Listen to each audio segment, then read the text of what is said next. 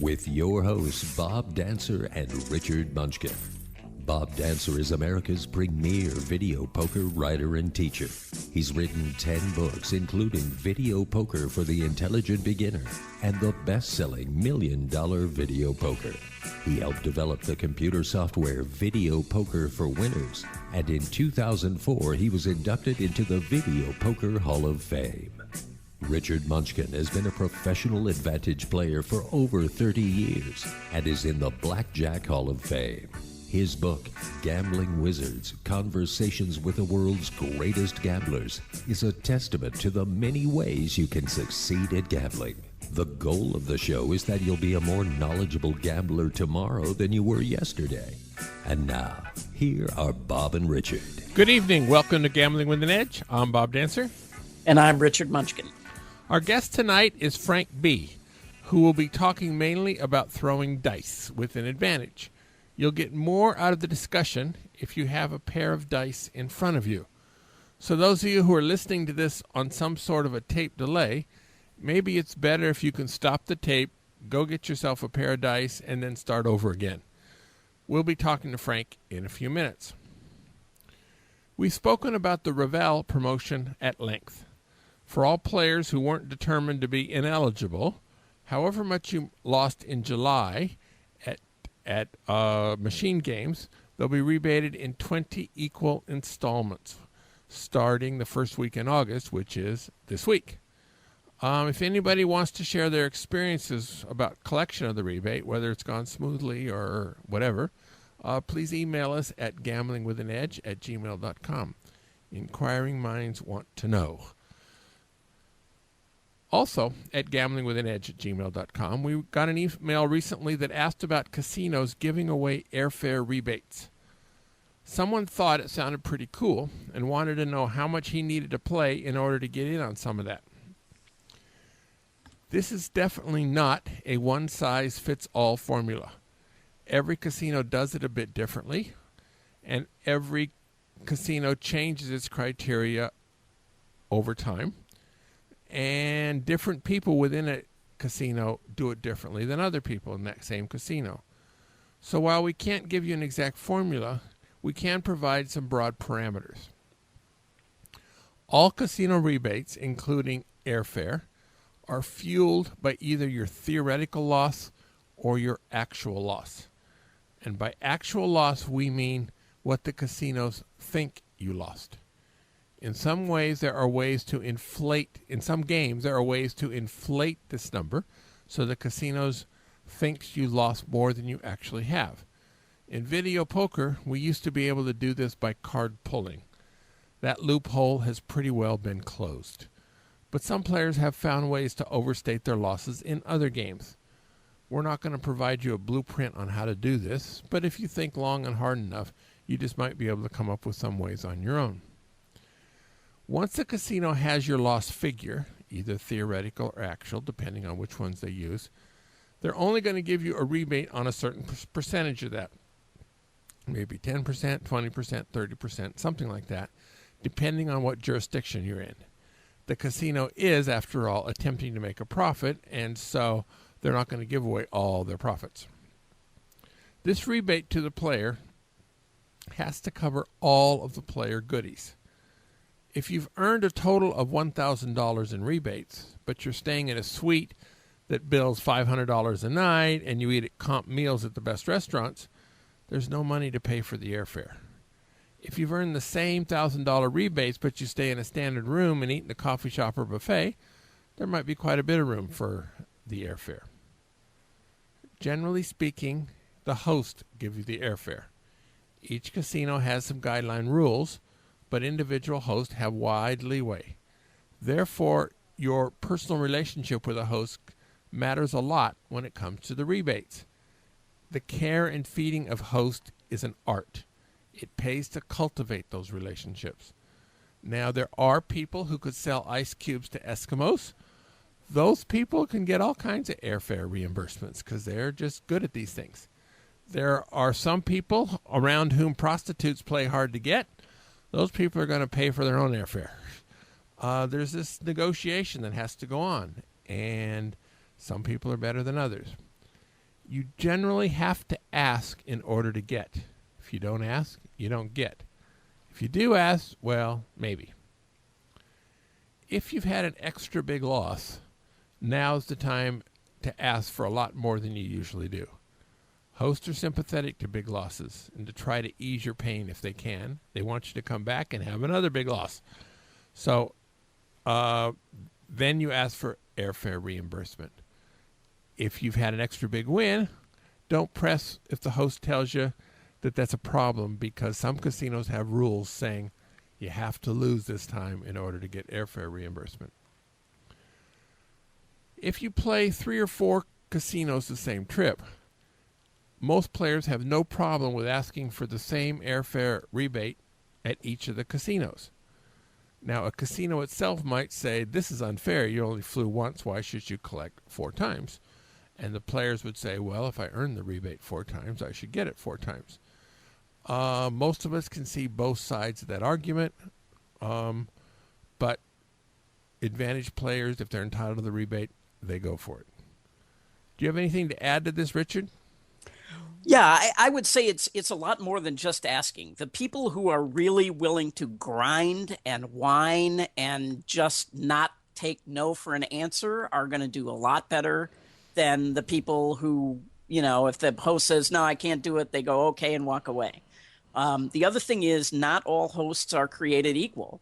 So if you have a low-level host who tells you he can't give you the money, then get a better host and get a host that's higher up the food chain. I had a casino that I used to play at a lot where I was not happy with what I was getting from the host I had. And the next time I called, I said, I want a new host. I don't like this guy. He's not, performing for me.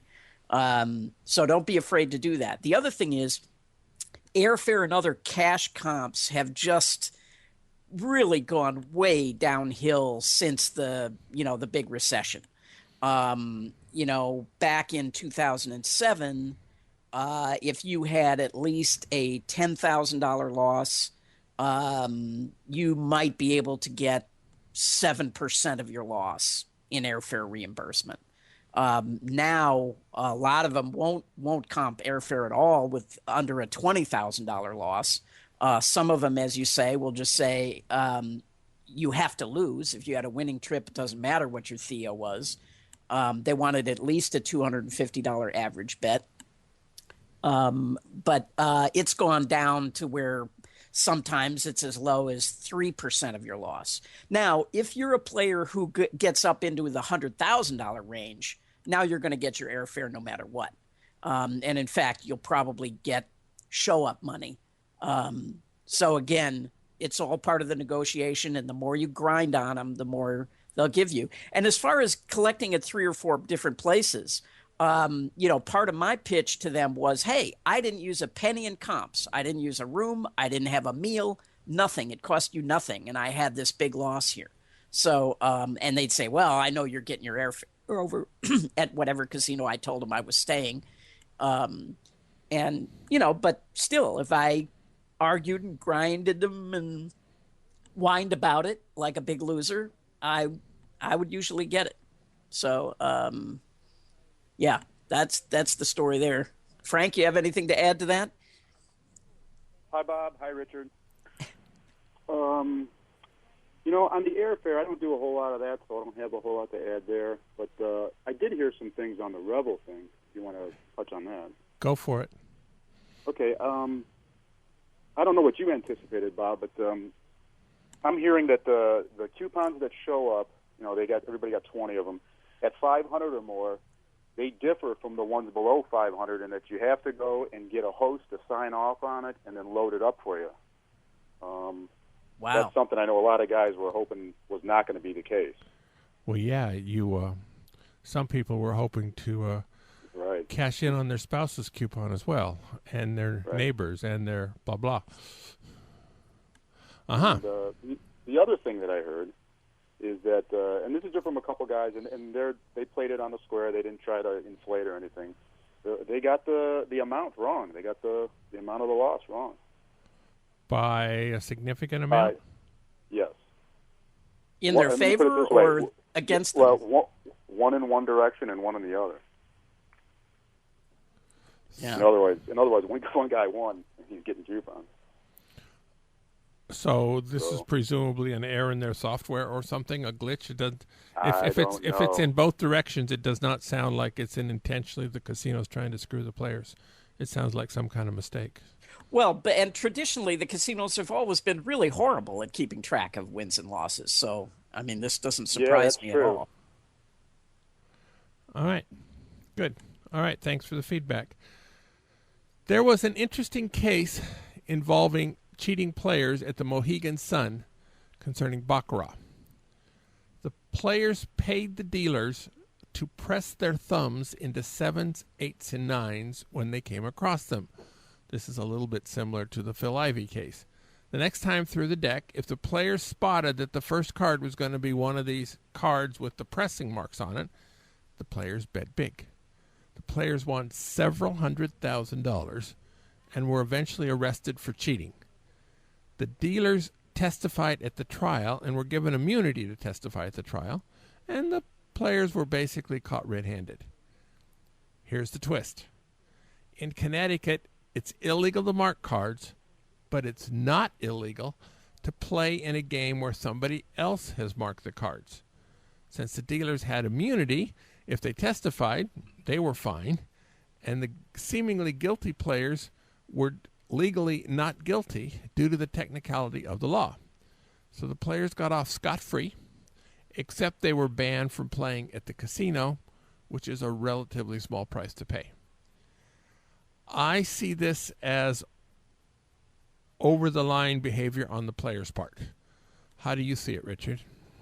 Well, this is a really interesting question. I mean, yeah, if the players paid off the dealers to do the markings, then yeah, it's clearly, I mean, they're cheating and it's over the line and just kind of shows you that Connecticut didn't know what they were doing when they wrote the law. But I have been in situations where I've been on a table and noticed markings on the cards. And so now, if I wasn't involved in marking the cards, is that something you would play? In my own case, if it were a game like Baccarat or a face-up blackjack game where I never touched the cards, I would go ahead and play that. If it were, say, a carnival game, like 3-card poker or something, I would get up and leave just because I would be afraid that I would be accused of being the one who marked the cards. So, I would have no qualms about playing it as long as I was not the one who marked them, and I just happened to pick up on it. Frank, have you had any experience in this kind of thing? Well, something Richard said, like him, if I'm on a table and I see that there's already something wrong with the card, I just point it out. I say, let's do the new, because you don't want to catch anything, down the road where they think that you had something to do with it. So just point it out and get it taken care of. But as far as these guys go, it sounds like they got pretty lucky. I mean, conspiracy to cheat, isn't it? Yeah, in Nevada it certainly would be. And I wonder, if that law will get changed very quickly. I would think by Tuesday. But now, we got an email from somebody who's at gamblingwithanedge@gmail.com. A few shows ago, Richard, you talked about a counter catcher who watches you real closely when you come into the casino, basically in order to verify that you're up to no good or too good for the house and kicks you out. Now, so the guy wrote in and said he thought he found one in a casino, so he left immediately. But what kind of cover do you employ when you think there's a counter catcher there? So it's actually great for the player if they have a counter catcher. This is pretty common in Atlantic City. It used to be that the bosses at the Barbary Coast were trained how to count. So you would know when the guy was there counting you down. So if you know when you're being counted down, it's very easy to make yourself look like not a counter by, at the Barbary Coast, my favorite thing to do was wait until I had 20 and the dealer had 20. So it was 4 10s on the board and double my bet. And they would see that and invariably just turn around and walk away once they saw that. So yeah, if there's a counter catcher watching you play, just play badly and let them see you play badly until they walk away. Unfortunately now most of the counter catching is being done from the eye in the sky where you have no idea when they're watching you. So it makes it a much harder thing to do to get away with. Well, doubling your bet when the count goes negative by -4 or 8, depending on what system you're using, is an expensive process, isn't it? No, not really. I mean, so you give up a percent on that hand, but it buys you an extra few hours of play. Uh-huh. Doesn't really cost you much. Very good. Do you have any experience with this, Frank, before we introduce you? Yeah. Oh, yeah. Well, We could talk about this all day, huh? Right, sure. Certainly you don't want to do anything that would stand out, like Richard's play of, put a little extra money on there when it's obviously the count just went south would be one thing. Maybe taking even money on insurance when it's obvious in the same type of spot. It's basically you just shut everything down, and you're not making any moves. You're not moving your bets. You're just flat betting and playing basic strategy. There's not much else you can do. Actually, I would make some basic strategy errors too. Like I would not hit soft 18 against a 9 or a 10 if the guy was standing there. Or that's what I was going to say. Don't play A7 right. Just play that very. That's that one and insurance. Those the obvious tip-offs that we're all aware of. Or 10-2 against a 2. Right. All right. So, Munchkin, why don't you introduce this guy in the background who keeps interrupting the show? So, Frank is an all-around advantage player, from blackjack to slots to video poker to sports betting, and many other things. I first became aware of him when something he wrote for Blackjack Forum many years ago, so I'm really happy that we have him here tonight. So, Frank, welcome to Gambling with an Edge. Thanks again, guys. So the main reason we have you here is for a while, you had a lot of experience practicing dice control, running experiments, and attempting to beat the house throwing dice. Tell us about that. Well, it's been several years, and there was a point, I think it was around 2004 or 2005, that the whole dice control thing there was a little explosion of interest in that. And it apparently had been going on for a while, but it was the type of thing you ignored because of the people who were involved in it. But when Stanford Wong got interested in it, then a lot of guys started to take a look at it. And because I had some access to him, like you, Bob, I think I covered the exact same route that you did. I did the CBGN thing, south side of town and all that for several years. But that is the Casino Blackjack News checked how many decks were in each casino and what the rules are. So that's what he's referring to. Go ahead. Right. So I had been doing some things with members of a blackjack team that was out of town, and they were interested in this as well. So we decided that we were going to collaborate on it and try and investigate this, because you could see the potential for it. The things that were possible if any of this was true. What they were claiming. So we decided to use my house for the whole thing in Vegas, and I went out, and it was decided right away that the way that these groups that give these lessons out and do these seminars, the way that they go about things is they cut corners all over the place with the equipment primarily. You'll go to these things and they'll have you throwing into some kind of handmade wooden box. So we thought that, number one, we need to get a real craps table. So I went out and I had to go. It wasn't easy to do either. You got to go to these providers that are used to dealing with casinos and tell them that you want, a craps table for personal use and you want certain specifications.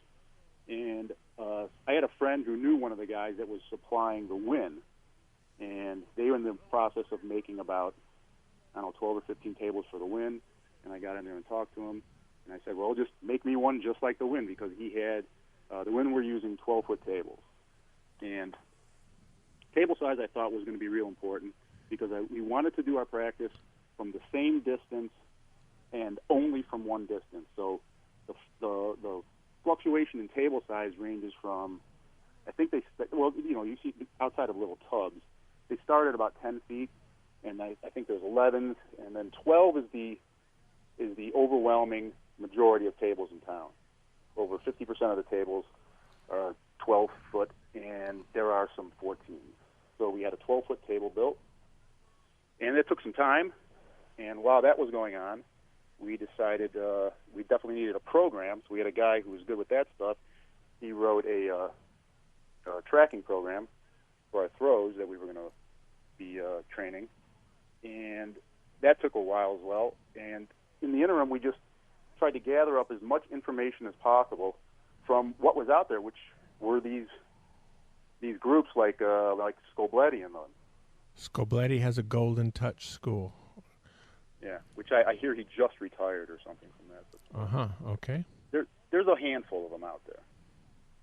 So we got the table and we started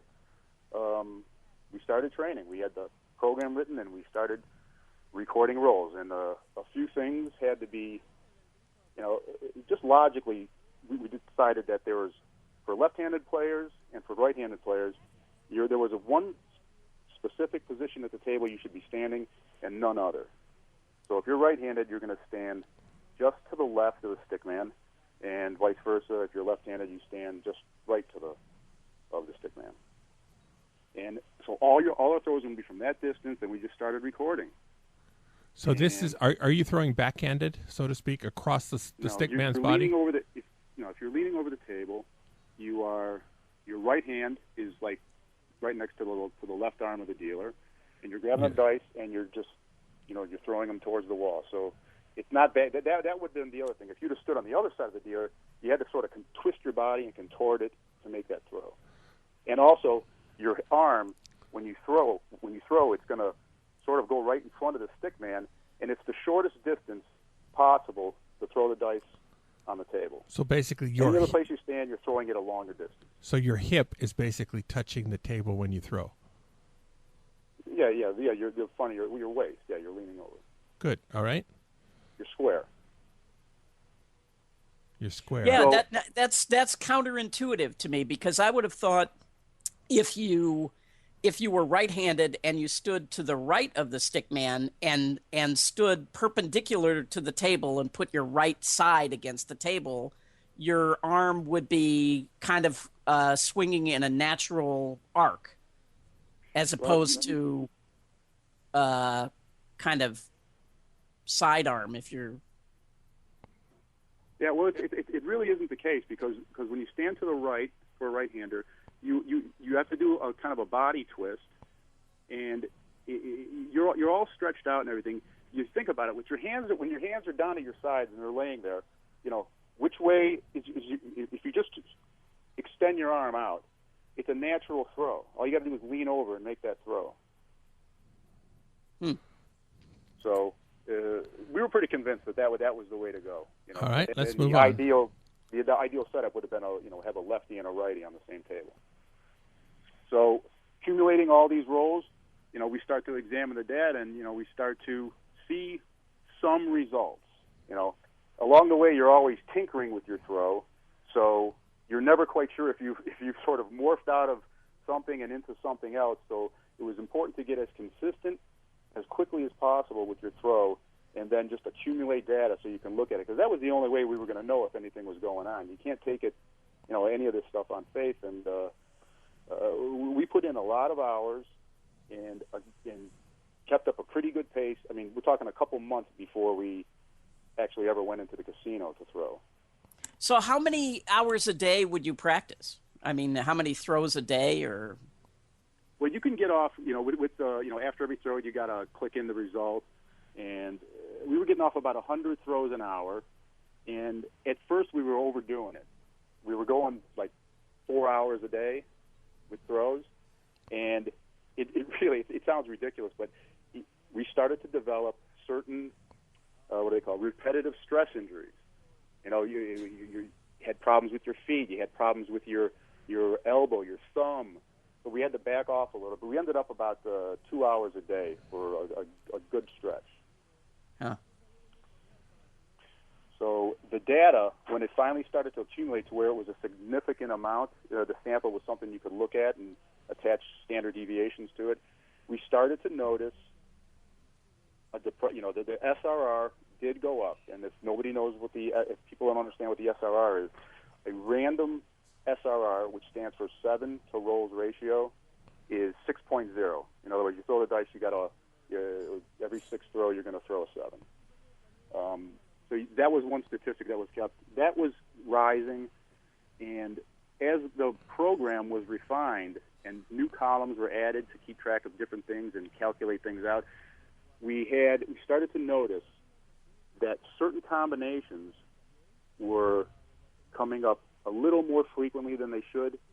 But the one thing that stood out was, there's 36 different combinations that the dice can land on, and permutations, not combinations.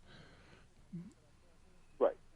And once we started to sort these, and you would see the frequency of, the 4-3, the 5-2, whatever, the one at the bottom it was significantly less occurring than any other combination was the combination that was on the inside of the dice. So when you set the dice on the table, you're pushing them together and they're touching. Those two die faces that are touching, that thing was pretty much off the charts as far as not showing up. And when I say that, I'm saying like it was occurring more than 20%, or less than 80% of what it should. That's significant. And right. and what set were you using? Dice throwers seem to make a very big deal about their sets, the way they set the dice. So what set were you using to try to take advantage of that? Well, okay, like I say, these things develop. You start to notice these things, and you start to say, well, we want to go further with this and try to prove that this is going to maintain. But the dice set for the program was what they call the hard ways, and it was always had to be 3s on top, 1 to the left, and then you entered, and we had the dice were you could tell the left from the right because of the way we would either mark the dice or we use 2 different colored dice. Prefer to use 2 dice from the same set and just mark them. So your inside faces would be a 6 and an ace. Right, and that's what the dice people refer to as double off axis, double pitch. In other words, both dice went off axis, and one die moved 2. Supposedly, this is the way they see it. It's not really that way, but it's one dice flipped upside down on the other. So, in other words, it's the most negatively correlated thing that could happen from the original dice set. I see. So if 6-1 is 20% less likely to happen than normal, then 7s as a group would be, since that is 1/3 of the 7s, then that would mean 7s as a group is 7% less likely to happen. Is that reasonable? Well, see, what we were trying to figure out is if there was anything that might be universal from one person, from one thrower to another. Now the guys I got involved with this, there was another guy that was throwing and accumulating throws at a real good clip. Actually, he had more throws than me. And when I showed him this, I said, look at my distribution of the results here. Look at the 6-1. It's like random would be 2.78, and mine was below 2.2. I go, and it sort of makes a little bit of sense. And then we looked at his, and out of the 36 combinations, that was also his least occurring combination. Well, that can't. Then we're going, wow, I think maybe we might have something here. Well, that actually can't be. The doubles or something would be only half as likely. Well, no, because we're sorting left, right. I mean. Oh, so you're talking about the 1-6, where the 1 on a particular die and the 6 on the other die. 6 on the left die and the 1 on the right die. Yeah. Okay. Now we also had a function that would sort every die face. The left die and the right, and you could see how many times each face was coming up on each side. Now the interesting thing is, it was not a case of those die faces just occurring less frequently and therefore the combination was coming up less frequently. It's just that they were not occurring together. The 6 was coming up 17.1% of the time. Random would be 16.67, so that 6 on the left eye was coming up a little more often than it should. The 1 was coming up 16.3%, so that was coming up a little less. But we also had a column that would calculate your theoretical number of occurrences based on the die faces that we're showing, what we're showing the distribution. And theoretical said that we should be throwing 3.5% more of the 6-1 combination than random. So you start to put all these things together, and it starts to get real interesting and a strong indication that the two were pretty negatively correlated. Okay, so let's move on a little bit. You potentially have a beatable system when you're throwing in your living room. Could you translate that to the casino? Right, that's a real difficult thing to do, and that is one of the things that, like, when people ask me about this, they're looking at advice about how to get started on it, and there's 3 or 4 things I say. This is the most important thing, and don't get wander off into a different direction. Just understand these things. The table is the single most important aspect of this whole deal. Because the table surfaces, they vary greatly, and you could be the most polished, most mechanical thrower that there is out there, and if you're on a bad table, the dice are just going to move like crazy when they hit. By bad table, you mean the felt is too new, or the surface is too soft, or there's ridges on it, or what makes a bad surface? What makes a bad surface is how the dice react when they first strike. Some tables they have a tendency to sort of die, the action dissipates quickly, and some they just bounce like crazy. And it has, there's a lot to it. It's what they do under the table. There's all kinds of different things you can put under the felt. Sometimes the felt goes flat on the wood.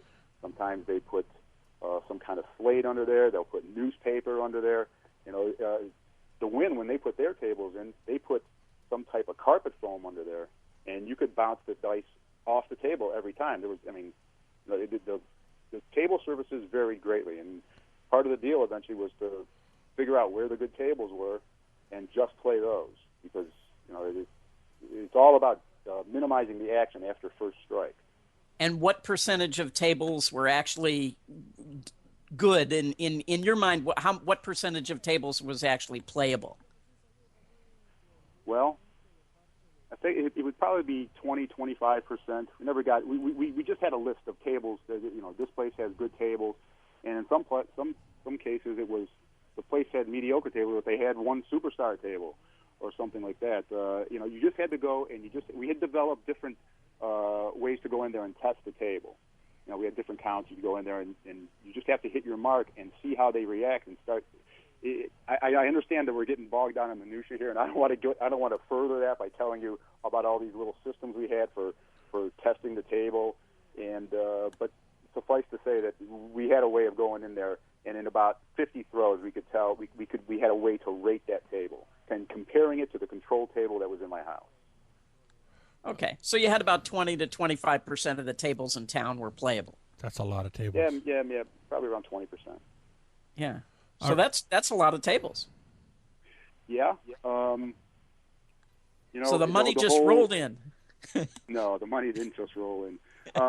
We did start out when we finally got around. I'm going to skip over a whole bunch of stuff. When we finally got around to getting out there and playing, we started doing pretty well, and we started ramping up the bets, and we got more efficient. We want to play at this place. It's the time to show up.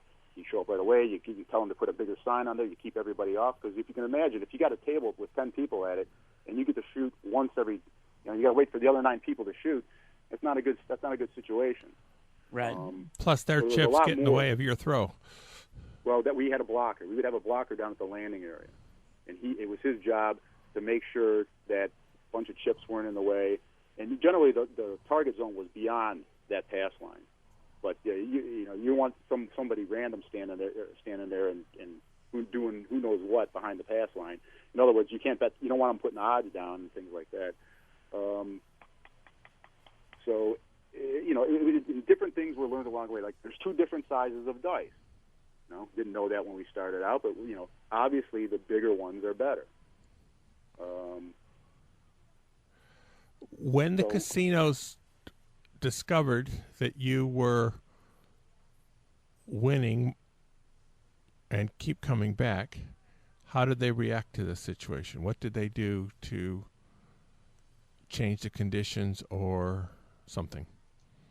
Well, the casinos, just like you experience when you have to deal with them on a constant basis, is they're very reactive to results. So if you went into a place and you lost, it wasn't uncommon for the boxman to be goofing on you and laughing at you, and we got heckled a lot. But if you won and you came back and you won more, they were pretty quick to start to think that maybe there was something to it. Most of them didn't believe there was anything to it. That's why they let you do it. Overall, it would take repeated showing up at the same place and beating them for a decent amount, and you tended to have to do that because what you were doing is you were targeting certain tables, so you were going back to the same places over and over again. It did eventually I did end up getting barred at about half a dozen places, and of course just about all of them were the places that I needed to play at. And your teammates, if that's the right word, presumably used the same throwing technique, and so your technique became pretty obvious after a while, I suspect. So unlike blackjack, it's difficult to disguise what you're doing. You go in there, and if you spent all these hours doing this, you look very robotic.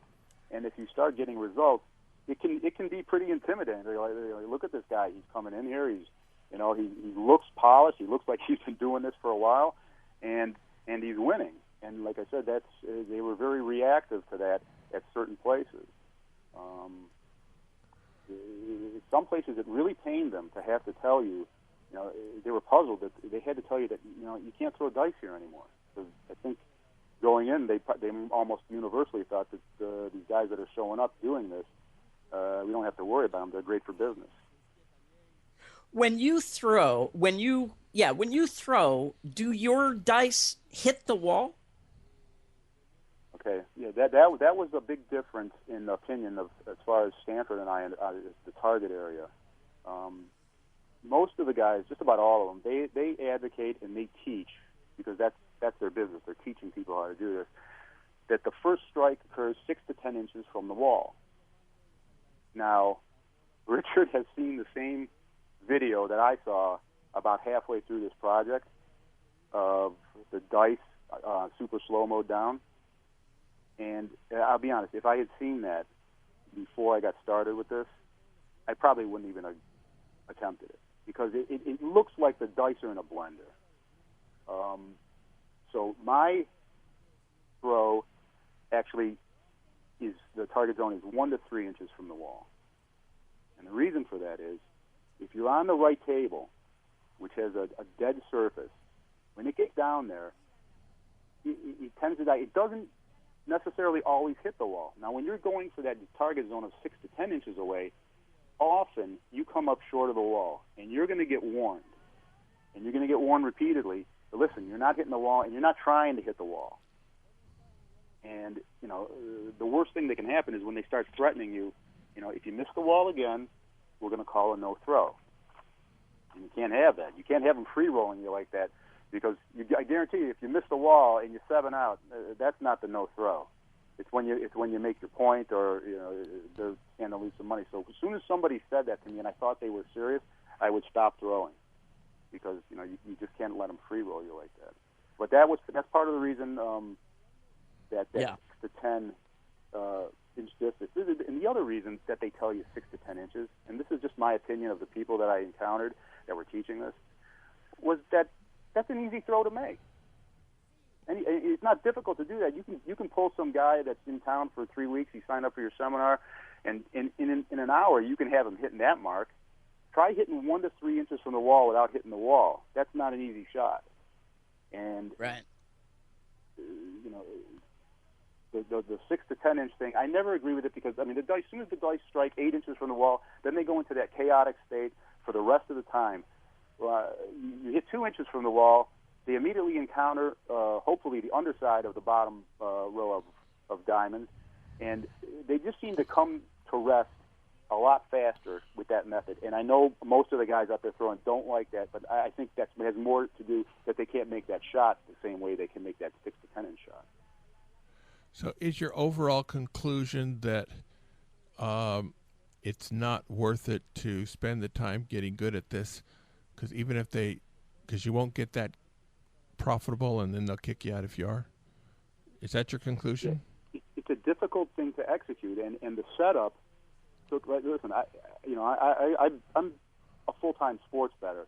So, but my primary season is football. So when Super Bowl is over, I took this up, and I thought, okay, I want to do this, for as long as it takes this summer, and I'll get back into football. It ended up being about a 1-year deal from start to when we finally got thrown out of the place with the best table, and 3-4 months before we're even throwing for money. I mean, it's a huge commitment of time, and if you go about it the wrong way, the reason that I, talk to guys about it and they ask me is, I'm trying to save them a lot of time and energy by not making a few certain mistakes.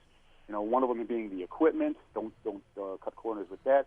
But also what you're getting yourself into here. And this is not something that you can just practice an hour a day for a couple of weeks and then go out there and think that you have a throw that is consistent enough to do this. In the statistics, the things that would show up, do they translate from the table you're practicing? There's so many ifs about this that it just after a while it just wasn't worth. I mean, it basically was a full-time job for almost a year. Did you guys end up making money? Yeah, what happened is we started out very well, and the guys on the blackjack team, one of them was a manager, and I wasn't part of that team, but we were collaborating on this. They eventually, after looking at the statistics and then the results, they authorized bankroll money to be used for throwing craps. So this guy was allowed to go out and throw craps on the blackjack money, which I thought I was a little surprised that they okayed that. But yeah, we made money. I'm not sure what their end result was because there was debate within the group whether they should be taking action on the craps. Because when you get involved with that, one thing that we decided was necessary is you had to include the back end of the craps play. In other words, you go play blackjack and you really don't care about comps, you really don't care about mail, you don't care about any part of exploiting the marketing department. But on the craps, we calculated that if you did this properly and you played sessions the proper way at the proper places using the card, the back end pretty much covered the house advantage that you had if you were just wasting your time and throwing randomly. So it was, in that respect, it was sort of a free roll that you were accomplishing anything. But to have a blackjack team say, listen, you need to use ID, you need to use a player card, and you need to get the mail, and that mail has got to be part of the bottom line. That was how at least that's the way they went about it. But how they ended up, I'm not sure if they came out ahead. My high point was about plus 50,000, and when I gave it up, I was in the 30s. So I had been on a slide during football season, I guess. Mm. All right, we actually have a ton more questions, so you're going to have to come back and talk to us again, Frank. That's just it. We will not accept a no answer. Yeah, during football season, sure. Oh, yeah. Yeah. Well, we may have to wait till after football season.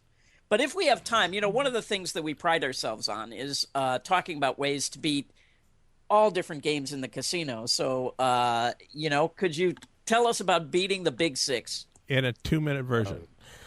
Okay, Big Six wheel. This was way back when. I can say where it's at now because it's gone. It was at Sahara, and a friend and I were cruising through there, and they had a Big Six wheel, and next to it, I guess it had a sign that said something like, you can spin the wheel if you want, something like that. And so we went to dinner and talked about it. So we could go out there. If they're really going to let you spin it time after time, well, your first spin's not going to be so good, but your second spin is going to be better, and it's just going to keep getting better from that. We'll see how it goes. That's some small amounts, and if you really are getting close to the jokers, start betting big. So anyway, we got out there, and that's what we did. They let him. We decided I'd bet, he'd spin. They let him spin the wheel, and they let him spin it repeatedly because nobody else wanted to spin it. So it took, it's been a while, but it took half a dozen or so spins to see that he was getting his groove. And once he did, I started betting on the Sahara symbol or whatever it was. And he was coming close, but he wasn't hitting them. But he was hitting the stuff right around it. And I noticed that right around it, the distribution was not even. It wasn't like a 2, a 5, a 1, or 20. You know, they have to space them out in the increments based on the denomination. But there was a bunch of 2s surrounding, more than every other. A little more than every other was a 2 surrounding the wheel, or surrounding the jackpot symbol. So I said, I just said, I'm betting on 2, and I'm betting on the jackpot, and we went from there. And we started to slowly grind away on that 2. So you're betting $50 or whatever. I can't remember. I really don't remember the amount we were betting. But I do know on the first time he hit the Sahara symbol, we cleaned the rack out. And that took, because they don't put a lot in those big 6 wheels. It's just, I don't know, might be $1,000 in there. Then they took a long time, and they made the fill. And we're waiting around. It's just build it. Finally get to make the bets again. He gives it another spin. Bam, nailed it again, back to back. And that was pretty much it. They took a long time to pay, and it required another fill. So it took a long time for them to bring the chips, but as they were doing that, I could see that something was up. It's that familiar gathering of suits in a corner, talking and looking at you. And I was not stuck there because they had paid me off the previous rack, and the new rack was going to be paying my partner. So you left. I bailed on him. Yeah, I left him there. What a buddy. Yeah, and they were in hot pursuit, and they did catch up to me because I didn't go to the cage. I had a bunch of chips, a lot of them red, and I just made a beeline for the door, sort of, because I saw them standing over at the cage, and they got me outside, and they just said, hey, we don't want you coming back here, all that kind of stuff. And I left and got a hold of my friend.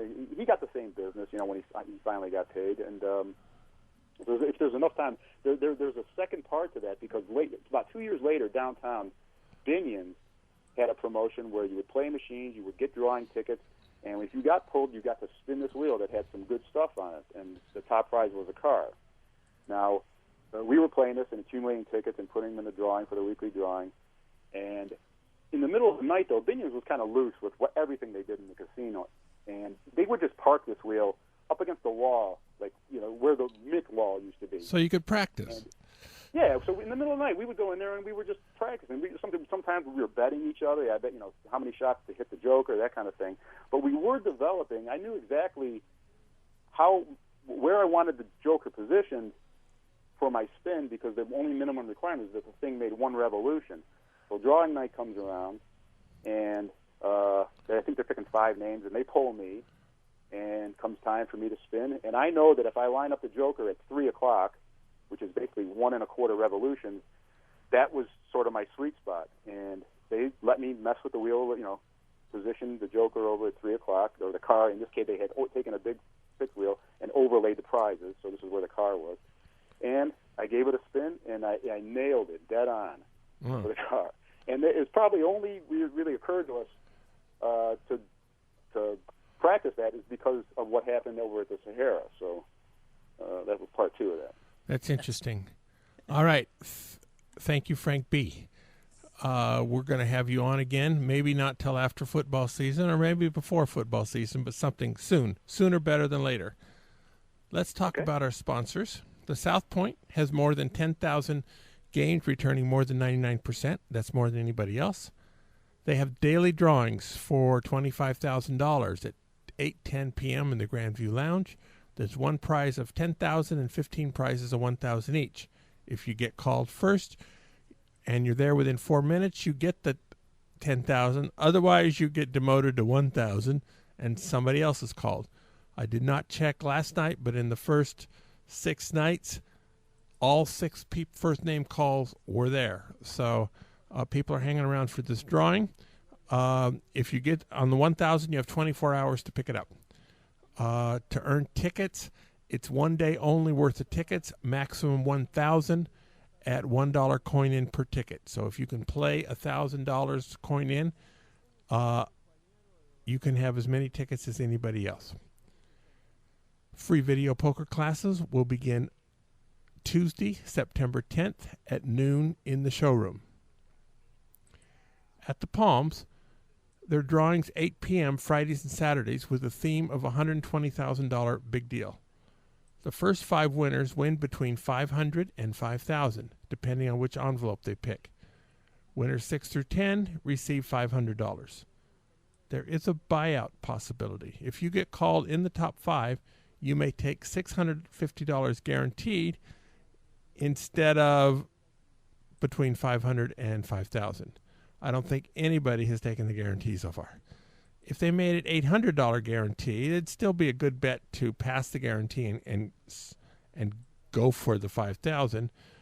But at that price, at least some people would take the guarantee.